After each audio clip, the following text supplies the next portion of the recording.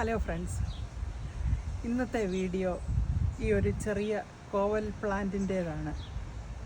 ഇത് വിൻ്ററിൽ വീടിന് ഉള്ളിൽ വളരുന്നതാണ്. സമ്മറിൽ വെളിയിൽ വെച്ച് വളർത്തും. പക്ഷെങ്കിൽ ഇത് വിൻ്റർ കഴിഞ്ഞപ്പോഴത്തേന് ഇത് ഡാമേജ് ആയതായിരുന്നു.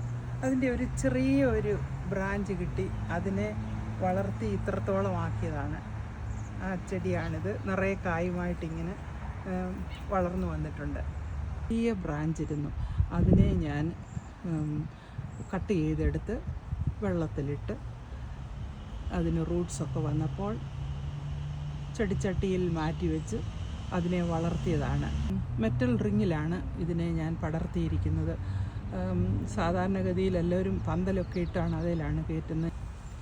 ഇതുപോലെ 2-3 പോട്ട്സിൽ കോവലുണ്ടെങ്കിൽ നമ്മുടെ ആവശ്യത്തിന് പറിക്കാവുന്നതാണ്. അധികം പണിയൊന്നും എടുക്കേണ്ട ആവശ്യമൊന്നുമില്ല. ഇച്ചിരി ഈസി ആയിട്ട് ഉള്ള ഒരു കൃഷിയാണിത്. ഗാർഡനിലേക്ക് ഇറങ്ങുന്ന ഉടനെ വളരെ സന്തോഷം തരുന്നതാണ് നമ്മുടെ ചെടികളൊക്കെ. ഇനി ഞാൻ ഒരു ഗാർഡൻ അപ്ഡേറ്റ് ഇടുന്നുണ്ട്. നേരത്തെ ഒരു ഗാർഡൻ്റെ വിശേഷമൊക്കെ ഇട്ടിരുന്നു. അന്ന് ചെടികളൊക്കെ ചെറുതായിരുന്നു. ആരെങ്കിലുമൊക്കെ കണ്ടു കാണുമെന്ന് വിചാരിക്കുന്നു. കാണാത്തവർ കാണുന്നത് വളരെ സന്തോഷമാണ്. ഇടതൂർന്ന് ഇലകളൊക്കെ നിൽക്കുകയായിരുന്നു. ഞാൻ അതിൽ നിന്നും കുറച്ച് ഇലകൾ നുള്ളിയെടുത്തിട്ടുണ്ട്. കളയുന്നില്ല. അത് തോരൻ വയ്ക്കാൻ നല്ലതാണ്.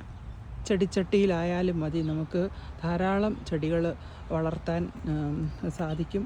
അങ്ങനെയൊന്ന് ചെയ്താൽ നമുക്ക് ഒരു വീടിൻ്റെ ആവശ്യത്തിനുള്ള വെജിറ്റബിൾസൊക്കെ നമുക്ക് നമ്മുടെ ഗാർഡനിൽ നിന്ന് തന്നെ പറിച്ചെടുക്കാൻ കഴിയും. വളരെ ഓർഗാനിക്കായിട്ടുള്ള വെജിറ്റബിൾസ്. ഈവനിങ് ടൈം ആകുമ്പോഴേക്കും പൂക്കളൊക്കെ അത് വാടും. ആ പൂവാണ് പിന്നെ കായായിട്ട് വരുന്നത്. കോവലിൻ്റെ പ്രത്യേകത ഓരോ പൂവിനും ഓരോ കായ ഉണ്ടാകുന്നതാണ്. വളരെ മനോഹരമാണ് ഈ കാഴ്ച. ഈ ചെടിച്ചട്ടിയിലാണ് അത് നിൽക്കുന്നത്.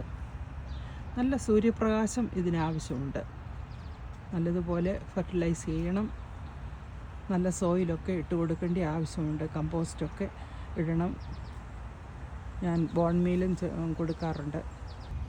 ചെടികൾക്ക് വേണ്ടി കുറച്ച് സമയം ഒന്ന് സ്പെൻഡ് ചെയ്യുകയാണെങ്കിൽ നമുക്ക് ഒരു വീട്ടിലെ ആവശ്യത്തിന് വേണ്ടിയുള്ള വെജിറ്റബിൾസും മറ്റുള്ള ഐറ്റങ്ങളൊക്കെ നമുക്ക് പറിക്കാവുന്നതാണ്. ഈ വീഡിയോ എല്ലാവർക്കും ഒരു എൻകറേജ്മെൻ്റ് ആയിരിക്കുമെന്ന് ഞാൻ കരുതുന്നു. ട്രൈ ചെയ്ത് നോക്കുക. വളരെ ഈസി ആയിട്ടുള്ള ഒരു കാര്യമാണ് ഇത്. Thank you for watching.